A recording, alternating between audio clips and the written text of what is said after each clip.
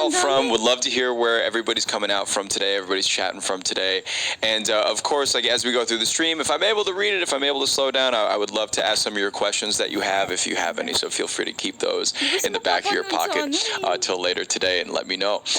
Anyways, everybody, my morning guests of the day are members of a dynamic Pinoy pop band from the Philippines. They've already achieved so much since their first release in 2018, and they constantly strike a wonderful balance between dance pop and beautiful ballads. Their new EP, Pag Silboy, is available at midnight wherever you are. It's available at midnight. And they're gearing up for their first online concert, Back in the Zone, on August 1st. Please welcome to the stream, Josh, Pablo, Stel, Ken, and Justin, SB19. Hello, everyone. Hello, everyone. Good day. What's up? Hi. Good morning and good evening. How are you all doing? Yeah, good. How are you doing, you guys? We're doing great. We're great. fine. Excited. Yeah, it's the first time here, so we're very honored and glad. Yeah. No, happy to have you guys on. I've been really looking forward to this for so long. And first of all, you look great. I love the outfits. Everybody's looking great today. Thank you so much. Thank you so much. Thank you so much. You too. Oh, thanks. Thank you. So I wanted to start off our chat today, our big conversation with your band, and SB19 has only been around for a few years, but I know it's amassed such a really great following. And I want to take it from before you even started the band, and you've all really had an interesting journey to get where you are currently. And I'm wondering where it all started and what are your beginning memories for each of you with music? Back in 2016, our company, SB19 Philippines, hold an audition they're looking for professional performers to work for them. And back then I was working as a data analyst, and I was really I was sick because my dream was to become a performer. So I quit my job. I resigned on my job and auditioned on the company. And unfortunately, I was admitted with these guys. Wow. Can you? Yeah, I think our first memories with music. Yes, our first memory with music. Maybe I can share mine first. Yes, please.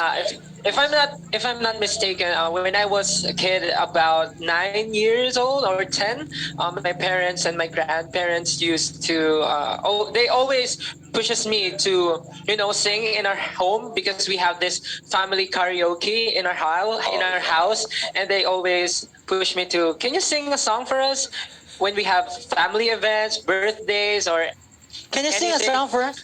no, it's too early, right? It's too early. Maybe later. I heard we have a game later. It's and never maybe too early, Stel. Never too early to hear from you. So. Never too early. Ah, really? I'm gonna leave the door open. Hey, Oh, yes. where I was, oh yeah, I remember. Okay. When I was a kid, my parents always, they pushes me to perform everywhere. Our house, our a friend's house, and that's when I realized that I have a talent in singing. But I wanted to, improve my skill in dancing, not on singing. And when I was in high school, they enrolled me in a vocal class, in a voice lessons, but I didn't like it at first because I want to pursue more on dancing. But when I met this wonderful guys right here, that's when I decided to, maybe I can just pursue my singing skills. Yeah, that's all. Wow, really cool. And also, I see, Justin, you wanted to say something? Yes. He wants to tell his story. Yes. I didn't realize that. I didn't really realize that I was answering the wrong question earlier.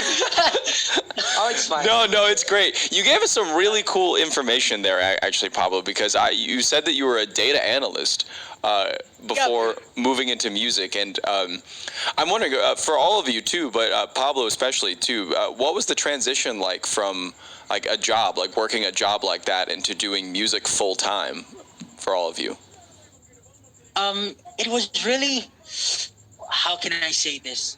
Because it's for we're I'm not really sure what's going to happen if I focus full time on music. We trained for 3 years, but we're not really receiving anything. For that 3 years, we just train, go back in our house. We have allowances, but it's not enough to to eat 3 times a day. Sometimes we would just sleep in our studio so that we wouldn't waste the money for transportation. We just save it for the food that we could get in that small amount. It was really really hard, and people around me tell me that you should stop now because it's already been 3 years and nothing has been happening into your career. So yeah, I feel like I would all of us were about to like really give up that time, but Go Up happened. That's our second single.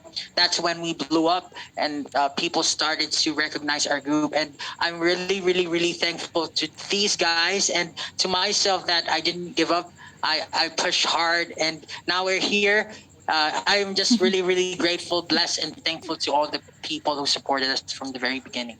You guys are wonderful. That's beautiful. And yeah, you did mention that I think Go Up, you guys got with a dance practice video for Go Up, and that really like exploded everything, and that's really, really cool. And in that time, because in 2018 you also released Tila Lua. Before Go Up, and what was that time period like? You said you were really trying to make your music and trying to take one last kind of shot and make music. But what was that time like? Was there a lot of pressure on you? There were lots. I mean, here in the Philippines, it's really, really hard. The first problem is, of course, financial problem. We're not really that well off to start with. All of us were working before, except Justin and Ken. They were students, but me, Josh, and still work as in a fast food chain. Josh worked as a call center agent. We just put all of our trust with each other and hope that everything will work. And I mean, miraculously, everything worked. I mean, we I cried so hard when our song Go Up, when our song Go Up blew up, and I said to myself, "You did the right thing. I'm proud of you." Something like that. Okay. I can still remember everything. I just wanted to ask to add something also. Because to add something. No. Because as SB19 before when we released our first single Tila Luha. Because as a dreamer, of course, we are expecting something that after all this hard work, after we exercised everything, we practiced all night. We are expecting that there's going to happen or something's going to happen, and then but then after that, the reality Oh my god. is that there's Nothing happened. yeah, there's no progress. And as a dreamer, if you can see any progress, it's very depressing, it's very sad. But Yeah. then that's why we came to the point wherein we're just like, okay, it's our last shot, let's just give it all. And if Didn't work. if it still didn't work, we're going to stop. But then we're very thankful that because we didn't stop, we were here now. Unfortunate. Yeah. That time I really thought I was done for because I came from a very, very poor family, and before I auditioned, I came from a really far away place, like a very remote place in the Philippines. He lives so- in the province. yeah, I live in the province. I thought you live in the.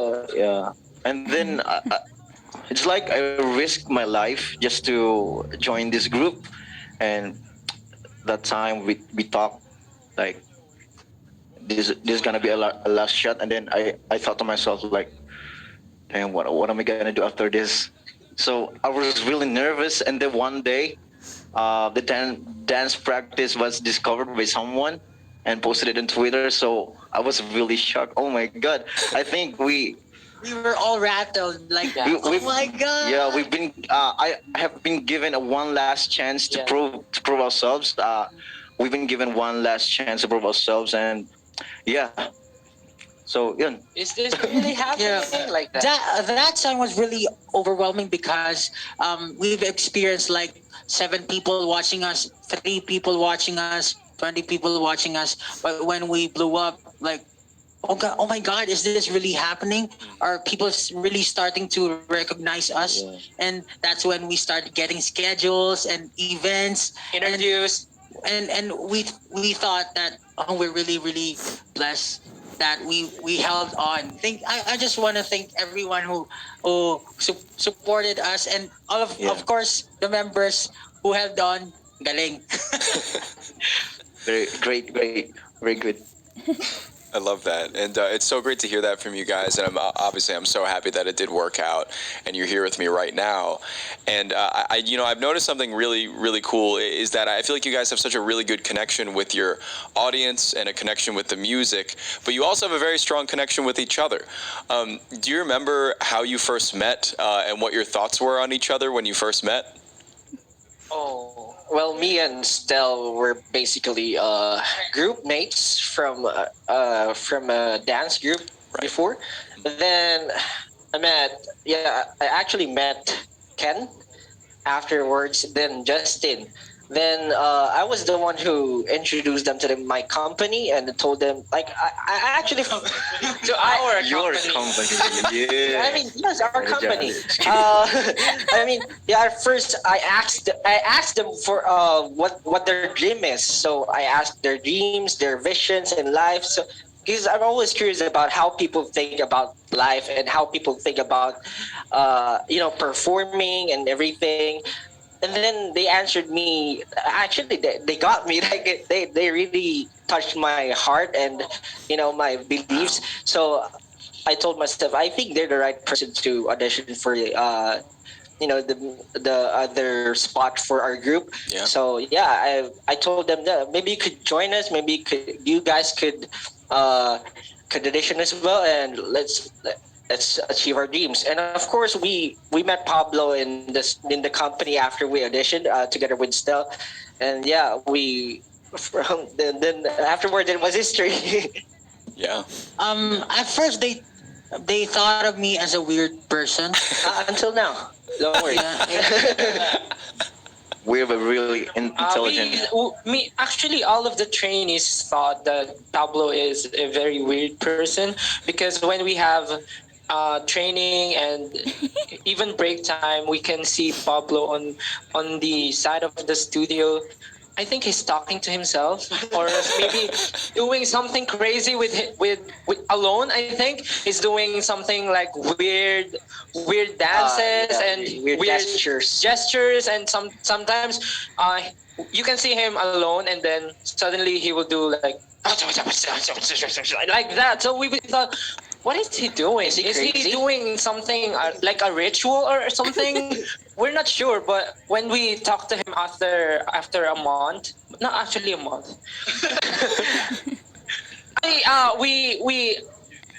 we talk to him every day, but we're not sure If it's normal. if he's normal or not. But he go. he has been doing that until now, but I realized that he was just so hardworking. And it's normal. Because I don't know, maybe he knows that when it comes to dancing, he's not that really good at memorizing the choreography. So I often see him dance solo in front of our studio. So yeah. Yeah, I feel like he's that's really- how we created the term, the zone. Yeah, because he's Yeah. always in the zone. He's always practicing. He's always into the zone of his crafts. So yeah, basically that's it. Si Pablo. Yeah. But I'm not weird. I think he's not weird. I'm just a normal person. He's normal. You can talk to me like a normal person. I will smile at you. Well, I mean, speaking of that, like, weird or not weird, I definitely think like a great word to describe the band and the group is very unique. Everybody has their own distinct personality. Everybody has their own voice, and I love that that comes through for you all. And how do you find that yourselves come through in the music when you make it and when you perform it?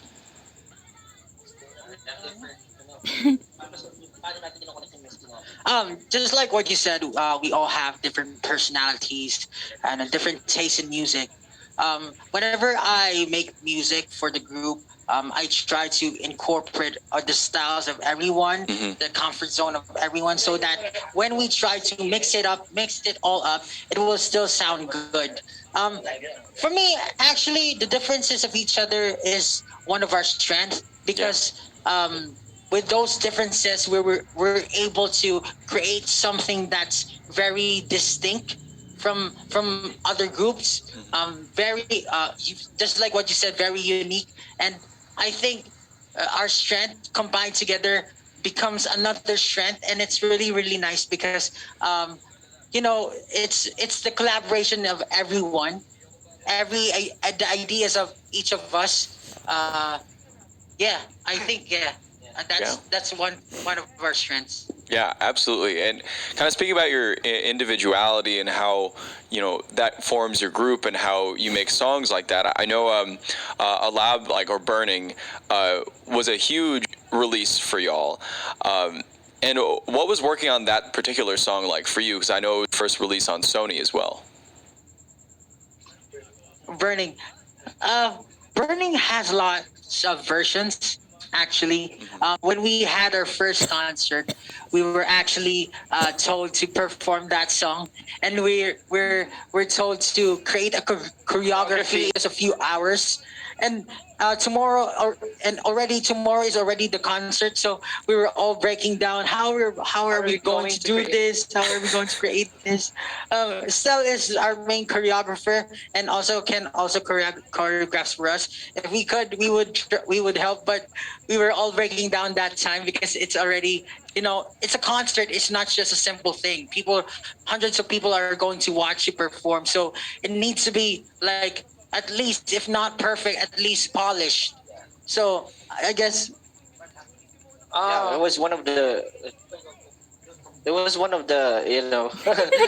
nerve wracking experiences, and I think through that experiences we managed to revise it into another what do you call this version of Alam, and we managed to do it in the concept that we wanted to in the very beginning. So yeah, we brainstorm and we talk about the creative of the music videos with Justin and everyone, and then yeah, we released it with a new version of Alam, and we're very glad that people liked it, and we're very glad that until now it has been receiving lots of attentions and recognitions.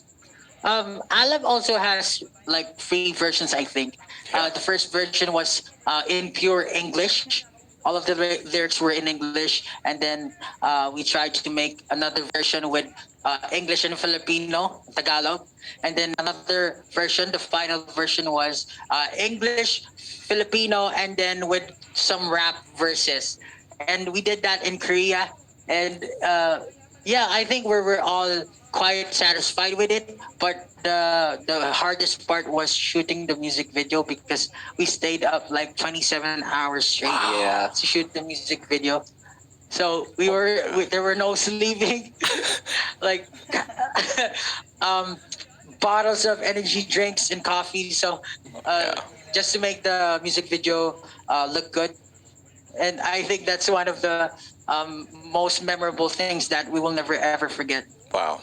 And you talked about choreography. You mentioned that Stell and Ken are a big hand in choreography and the dances and whatnot. And I'm wondering, what really inspires the choreography of the music videos and live performances for you guys? Let's go, Stel. Well, actually, honestly speaking, I'm not a professional choreographer. I'm just, creating the craft or creating choreographies from what I know. Mm-hmm. Yes, from what I learned Yeah. when I was in high school, I'm just so thankful that I have this guys that can help me every time that when I can, when I don't have this good ideas, and when I have uh, when I'm having a hard time to think, to create, I can ask Ken, do you have any idea? And then Ken suddenly can insert some of his choreography, and others will also suggest. But sometimes we have this clashes of ideas. That's why when we rehearse, It's gonna take sometimes too long. yes, sometimes some of them might punch someone in the face. Honestly, it's not sometimes. We like Every day. every day we argue Yeah. of what's going to happen with our piece or our project. Yeah, because we have But- different tastes in creativity, so that's why we fought with Yes. each other sometimes. But we always try to find the middle ground so that everyone will be satisfied with what we're going to release. I think we have really improved a lot. Yes. Our chemistry has improved so much than before, but before we've been taking so long in making one choreography. Maybe it'll take a month, but now I think we can finish. I think one day in a One day. day, yes. Honestly, we studied recently we studied the choreography. Two choreographers for about like 3 days. Two 3 choreographies, days. two whole song choreographies for For 3 days. Yeah, Wow. perfect. And with, yes. with Perfect. the help of our Uh, choreographer. New Yes. choreographer. Because right now we We had a lot for of our things to do. upcoming EP we have we have three new dance songs, and oh, did I spoil something? No. It's okay. It's okay. We have three new dance songs, so I told them maybe I can just create one choreography for one song, and then we can hire someone that can help us. We can hire a choreographer that can help us to create the choreography, and we are thankful that we have a choreographer right now. He can help us a lot, and right now we finish all the choreographies, and we are very thankful, and we are ready for the concert. That's great. And you mentioned that the EP is coming out. It's coming out at midnight, wherever everybody is tonight locally. And to talk about your recent music, one of your recent singles, Mapa. I really love that song. I know there's a few different versions of it out there too, and I'm just wondering what the themes are you're working with in that song and what it means to you. Because Mapa is like